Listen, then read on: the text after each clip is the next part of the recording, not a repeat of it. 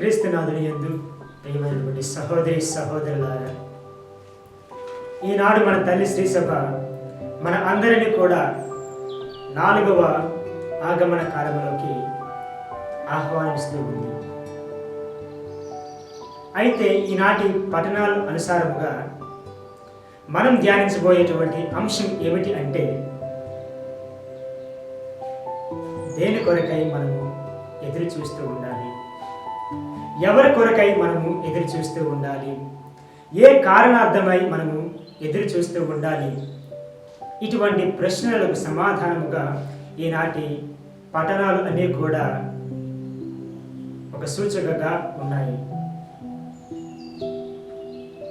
మొదటి పఠనము 2వ సామెవేలుకు రాసినటువంటి గ్రంథములో దావీదు మహారాజు నాతాను ప్రవక్త యొక్క సందర్శన, ప్రభు యొక్క పరుగులను నాతాను దావీదు మహారాజుకు చెప్పేటటువంటి ఒక దృశ్యము మనము చూస్తూ ఉన్నాము.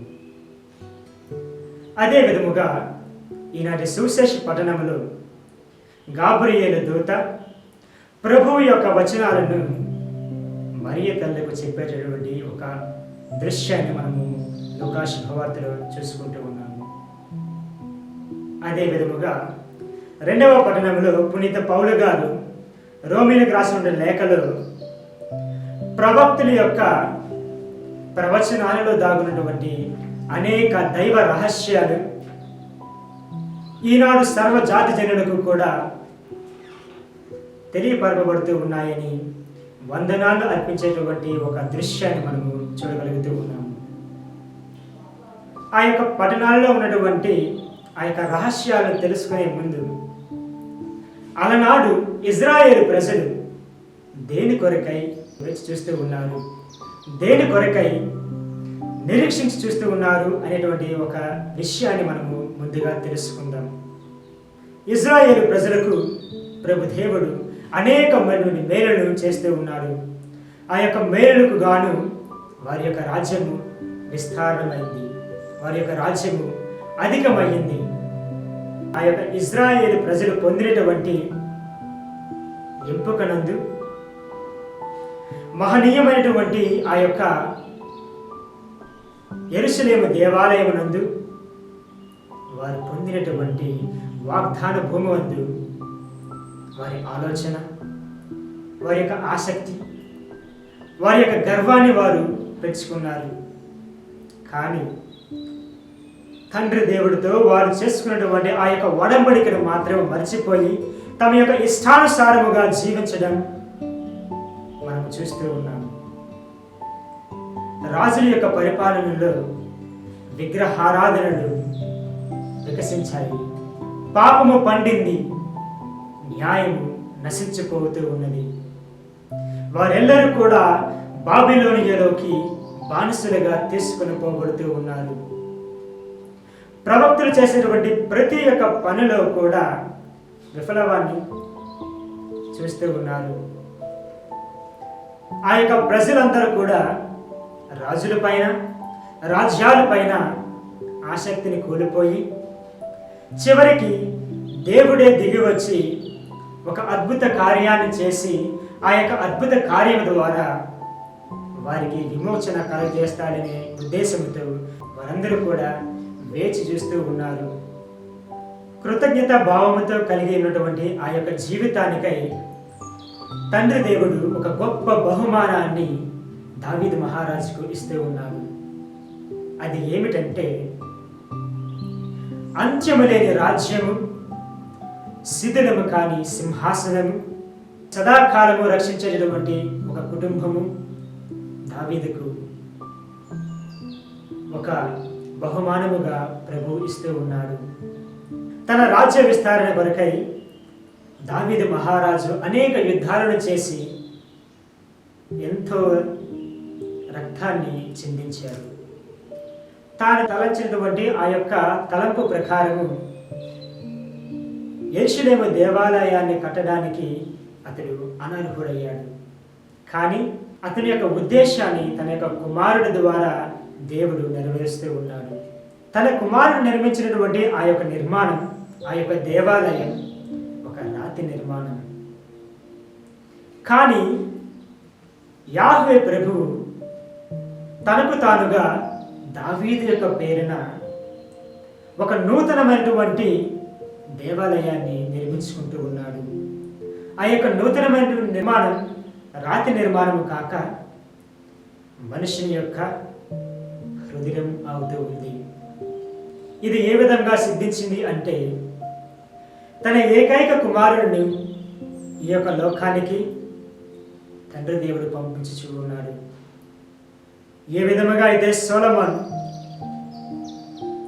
తన యొక్క తండ్రి చిత్తాన్ని దేవాలయ నిర్మాణ రూపంలో చేశాడు, అదే విధముగా క్రీస్తు భగవానుడు తన యొక్క తండ్రికి ఒక దేవాలయముగా, ఒక ఆలయముగా, ఒక నిర్మితముగా మారడానికి ఈ యొక్క లోకానికి వస్తున్నటువంటి సందేశం, వస్తున్నాడు అనేటటువంటి విషయం మొట్టమొదటి రహస్యం. ఆ యొక్క దేవాది దేవుడు దావీదు మహారాజుకు చేసినటువంటి 3 వాగ్దానాలను ఈ విధముగా నిర్వర్తిస్తూ ఉన్నాడు. మొట్టమొదటిగా తన యొక్క కుటుంబాన్ని సదాకాలము కాపాడుతానని చేసినటువంటి ఒక వాగ్దానానికి కట్టుబడి తన యొక్క ఏకైక కుమారుడిని దావీదు వంశములో జన్మింపచేసి ఒక నూతన దావీదుగా వెలుస్తూ ఉన్నాడు అని మత్తయి శుభవార్త 1వ అధ్యాయం 16వ వచనము తెలియజేస్తూ ఉంది. ప్రియ క్రైస్తవ సహోదరి సహోదరులారా, అదే విధముగా లూకా శుభవార్త 1వ అధ్యాయం 32వ వచనములో గాబ్రియేలు దూత మరియ తల్లితో ఈ విధంగా చెబుతూ ఉంది, క్రీస్తు ప్రభువుని ఉద్దేశించి, తన తండ్రి అయినటువంటి దావీదు యొక్క సింహాసనము ఆయనకు ఇవ్వబడును. ఆ విధముగా క్రీస్తు భగవానుచే దావీదు మహారాజు యొక్క సింహాసనము అధిష్ఠింపబడి శిథిలము కాకుండా సదాకాలము కూడా సంరక్షింపబడుతూ ఉంది అనేది ఇంకొక దైవికమైనటువంటి రహస్యం. మరి అదే విధముగా ఆదికాండం 49వ అధ్యాయం 10వ వచనములో యాకోబు తన యొక్క కుమారులను తన చెంతకు పిలిచి చిట్ట చివరిగా దేవుని యొక్క దీవెనను ఆ యొక్క కుమారునికి ఇస్తూ పలికినటువంటి ఒక ఉద్దేశం ఇది, హక్కు గల రాజు వచ్చే వరకు, సకల జాతి జనులు విధేయులై జీవించే వరకు యూదా చేతి నుంచి రాజదండము తొలగింపబడదని, రాజధ్వజము తమ యొక్క యూదా జనుల నుంచి, యూదా సంతతి నుంచి చేజారిపోదు అని చెబుతూ ఉన్నాడు. ఈ యొక్క వాక్యాలను అనుసారముగా ఏమో లూకా శుభవార్త 1వ అధ్యాయము 33వ వచనములో దేవదూత మరియ తల్లికి ఒక శుభవార్తను చెబుతూ ఉంది. దావీదు సింహాసనాసీనుడైనటువంటి ఆ యొక్క క్రీస్తు భగవానుడు సదాకాలము యూదా వంశాన్ని పరిపాలిస్తాడు అనేటువంటి ఇంకొక దైవిక రహస్యము మనకు తెలియపరవబడుతూ ఉంది. అయితే ప్రభుదేవుడు చేసినటువంటి 3 వాగ్దానాలు కూడా ఈ విధముగా క్రీస్తు భగవాను ద్వారా నిర్వర్తిస్తూ ఉన్నాడు. మరియ తల్లి అలనాడు ఏ విధముగా అయితే దూత పలుకుల ద్వారా తన జీవితంలో దేవుడు తలపెట్టినటువంటి కార్యము జరగాలని ఎదురు చూస్తూ ఉండు, అదే విధముగా మన జీవితాలలోకి రానున్నటువంటి క్రీస్తు భగవానుడి కొరకై మనం ఎల్ల కాలము కూడా ఎదురు చూస్తూ ఉండాలి. ప్రియ క్రైస్తవ సహోదరి సహోదరులారా, మనం ఎందుకొరకై ఎదురు చూస్తూ ఉండాలి అంటే హృదయ పరివర్తనకై ఎదురు చూస్తూ ఉండాలి, ఆత్మ పరిశుద్ధతకై ఎదురు చూస్తూ ఉండాలి. ఆత్మనాథుడైనటువంటి ఆ యొక్క క్రీస్తు భగవానుడికి ఆలయముగా మారేటువంటి ఆ యొక్క మరియ తల్లి వలె మన జీవితాలలో కూడా ఆ యొక్క దేవునికి ఒక దేవాలయముగా మార్చడానికై ఎదురు చూస్తూ ఉండాలి.